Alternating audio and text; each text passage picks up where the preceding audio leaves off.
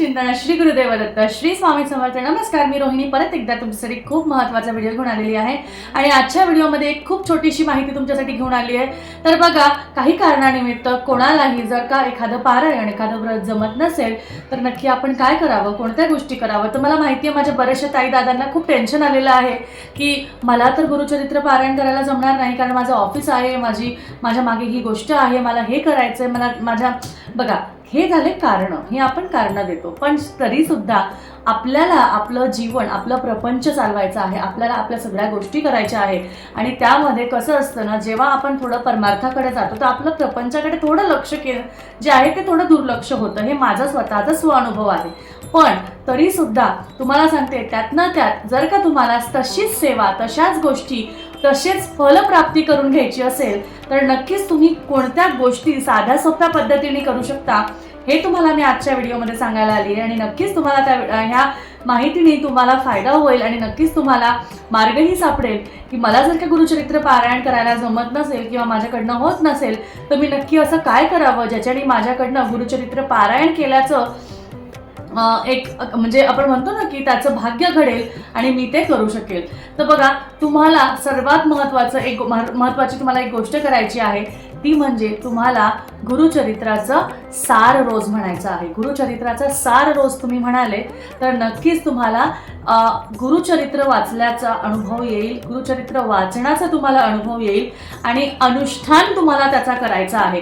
अनुष्ठान म्हणजे काय बघा, उद्या तुम्हाला सकाळी अंघोळ केल्यानंतर, शुचिर्भूत झाल्यानंतर तुम्हाला देवासमोर बसायचं आहे। मी संकल्प कसा सोडायचा ह्याचा व्हिडिओ ह्याचा आधी टाकलेला आहे, नक्कीच तुम्ही बघू शकता। संकल्प करायचा आहे की मला ह्या कारणानिमित्त गुरुचरित्र पारायणाला बसायला जमत नाहीये, तर हे स्वामीराया, हे दत्तगुरु महाराज, माझ्याकडनं गुरुचरित्र साराचं जे अनुष्ठान आहे ते पूर्णपणे तुम्ही करून घ्या आणि हे 8 दिवस मी नक्कीच गुरुचरित्र सार दिवसातनं करणार आहे आणि मला हे करण्यासाठी बुद्धी, मार्ग आणि त्याचबरोबर शक्ती द्या, ताकद द्या, मला त्याची बुद्धी द्या ज्याच्याने मी हे पूर्णपणे निर्विघ्नपणे पार पाडेल।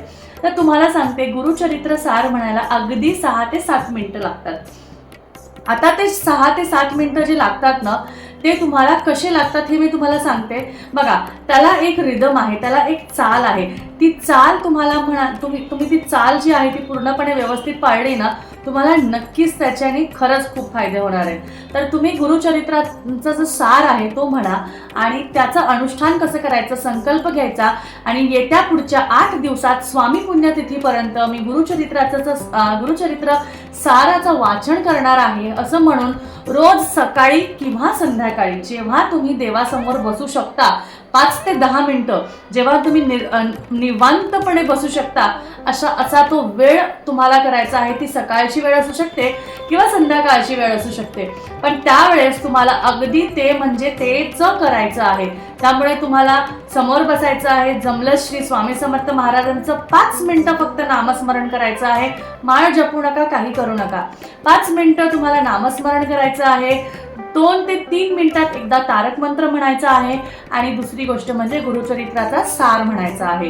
गुरुचरित्राचा सार म्हटल्याने तुम्हाला पूर्णपणे गुरुचरित्राच्या वाचनाचा अनुभव येईल। आता गुरुचरित्राचा सार हे म्हणायला अगदी 6 ते 7 मिनिटं लागतात।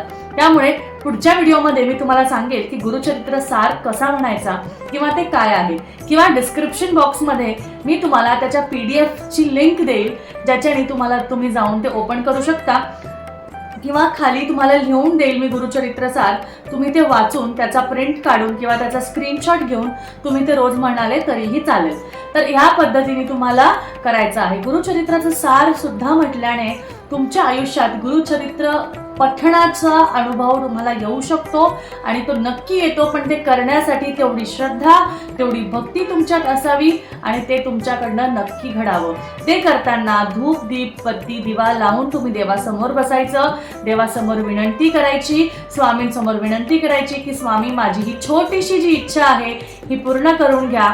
तर तुम्हाला बसून एक 5 मिनिटं स्वामींचं नाम, श्री स्वामी समर्थ, श्री स्वामी समर्थ, अशा एकदम साध्या पद्धतीने कुठल्याही प्रकारची घाई न करता 5 मिनिटं स्वामींचं नाव घ्यायचं आहे। एकच वेळा तारक मंत्र म्हणायचं आहे आणि गुरुचरित्राचं सार म्हणायचं आहे. आणि गुरुचरित्राचं सार झालं की एखादी गोष्ट तुम्ही जे काही नैवेद्य वगैरे दाखवला असेल किंवा घरात केला असेल त्याचा नैवेद्य दाखवा. त्यामध्ये असं काही गरजेचं नाहीये की कांदा लसूणच पाहिजे किंवा काय, हे अनुष्ठान आहे. यासाठी तुम्ही गुरुचरित्र पारायण नाही करत आहे. त्यामुळे जे काही असेल, भाजी पोळी वरण भात जे काही असेल, किंवा तुमच्या घरात एखादा गोड पदार्थ असेल, काही किरण असेल तर दूध साखर, केळाचं शिकरण, शिरा, जे काही असेल तुम्ही त्याचा नैवेद्य दाखवा, आरती करा, तुमचं त्या दिवशीचं अनुष्ठान होऊन जाईल. पण हे अनुष्ठान तुम्हाला 8 दिवसाचं करायचं आहे. म्हणजे 8 दिवस म्हणजे स्वामी समर्थ महाराजांच्या पुण्यतिथीपर्यंत, म्हणजे 18 एप्रिल पर्यंत करायचं आहे. त्यामुळे हे लक्षात असू द्या. आणि अशा पद्धतीने या सर्व सेवा करायला फक्त आणि फक्त तुम्हाला 10 मिनिटं लागणार आहे. तर दिवसातले 10 मिनिटं तुम्ही काढा आणि तुमची जी गुरुचरित्र पारायण करण्याची जी इच्छा आहे ती सफल करा. अशा पद्धतीने तुम्हाला नक्कीच आजचा व्हिडिओ, मला माहिती आवडला असेल, आजची माहिती आवडली असेल. आणि गुरुचरित्र पारायणाचं पूर्णपणे तुम्हाला जर का त्याचा अनुभव घ्यायचा असेल तर ही छोटीशी 10 मिनिटाची सेवा करा. तुम्हाला नक्कीच अनुभव आल्याशिवाय राहणार नाही. तर चला, आजची माहिती एवढीच आहे, इथेच संपवते. आजचा व्हिडिओ इथेच संपवते आणि आजची जी सेवा आहे, आजची जी माहिती आहे ती स्वामीचरणी अर्पण करते आणि तुमचा निरोप घेते. तर भेटूया परत अजून एका छानशा माहितीमध्ये, अजून एका छानशा व्हिडिओ बरोबर. तोपर्यंत काळजी घ्या, असेच आपले व्हिडिओ बघत राहा.